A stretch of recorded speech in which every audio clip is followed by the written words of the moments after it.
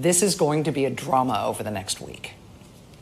And now on top of that, tonight, CNN has just broken a remarkable news story that appears to fill in a key part of the plot that we had not previously had about what happened in the 2016 elections. And it has to do with WikiLeaks. WikiLeaks. WikiLeaks. The WikiLeaks. This just came out. WikiLeaks. I love WikiLeaks. The Hillary Clinton documents released today by WikiLeaks. Exposed by WikiLeaks. We don't talk about WikiLeaks. They got it all down, folks. WikiLeaks. The president promoted WikiLeaks and their release of stolen Democratic and Clinton campaign documents more than 150 times on the campaign trail in the run-up to his election. Now, it became clear during the campaign that those materials that WikiLeaks was releasing is stuff that was hacked by Russia. But WikiLeaks always denied they had anything to do with Russia. According to WikiLeaks and Julian Assange, which are basically one and the same, according to him, he just plucked those stolen documents out of the ether somehow, and anybody who says they're from Russia is making stuff up. So there have been these clear assertions from the intelligence agencies and from Robert Mueller's report, and there have been these definitive denials from WikiLeaks that they had anything to do with Russia. But before tonight, we never really had any clear narrative detail about how Russia and WikiLeaks did it, how Russia funneled all this stuff to WikiLeaks to be released during the campaign to such important effect. Well, tonight, CNN has obtained surveillance logs that appear to show exactly how WikiLeaks got all that stolen material from Russian intelligence during the 2016 campaign. And it is a fascinating story. Julian Assange, founder of WikiLeaks, you may know, he is currently in jail in the UK. He's fighting extradition to the US to face other unrelated charges.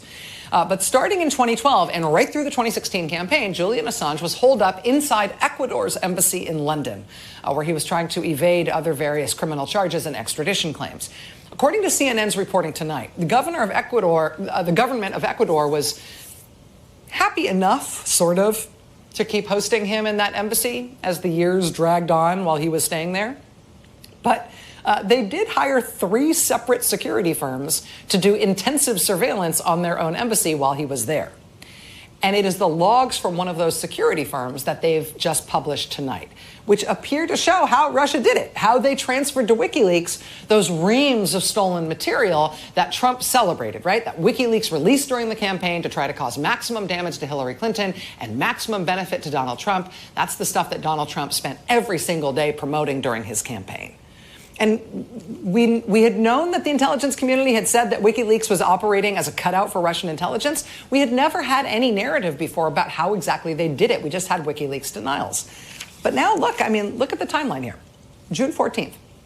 That's when the Democratic Party announces it has been hacked. It's had its materials stolen. DNC blames the Russian government for the crime. June 19th, which is 5 days later, Julian Assange asks the Ecuadorian embassy to please beef up his internet connection. He also asked the embassy for, quote, technical support, quote, for data transmission and for helping install some kind of new equipment. Over the course of that month, June 2016, Assange, according to CNN, has a big spike in the number of people coming to visit him at the embassy. Something like 75 people came to visit him that month alone. That month, he also has at least 7 in-person meetings at the at the embassy he's living at with Russian nationals. At least 7 meetings with different Russian nationals and people connected to the Kremlin. As well as that same month, he has lots of online contact with fake personas set up by Russia. Well, on July 6th, Julian Assange tells these online personas who claim to have all the hacked material that he wants them to send anything Hillary-related as soon as possible, quote, because the Democratic National Convention is approaching and she will solidify Bernie supporters behind her after. 8 days later, mid-July, July 14th, this is when the RNC is starting, but the Democratic National Convention hasn't yet started.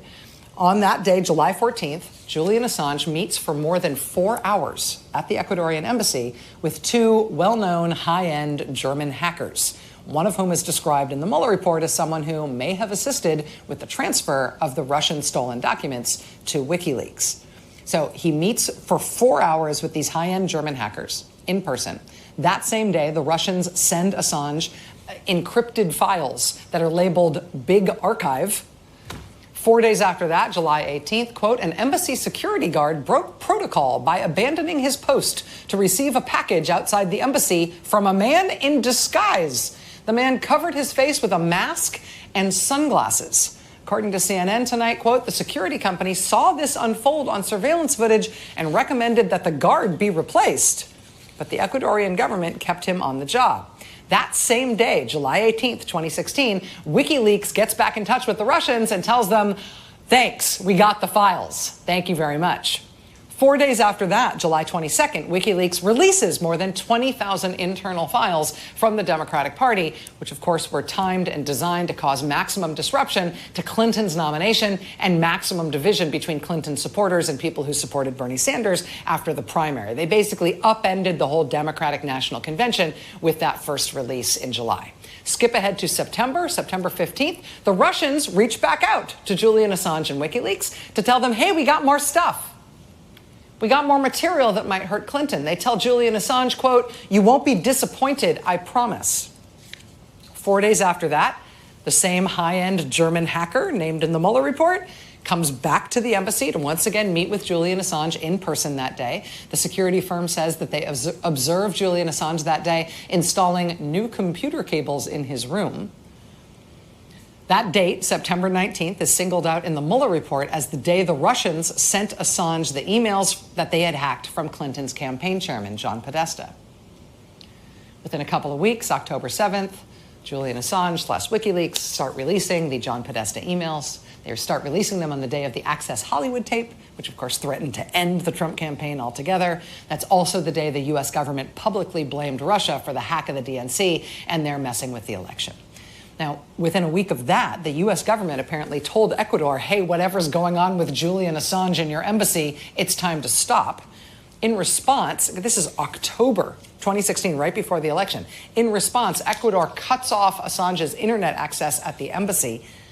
Days later, October 18th, Julian Assange and WikiLeaks clear everything out. Quote, by 1 a.m., 2 WikiLeaks personnel arrived at the embassy and started removing computer equipment as well as a large box containing about 100 hard drives.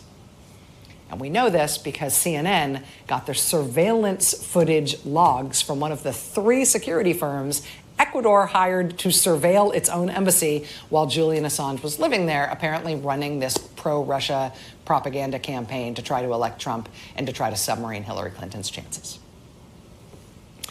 It's just remarkable stuff. It's not clear if Robert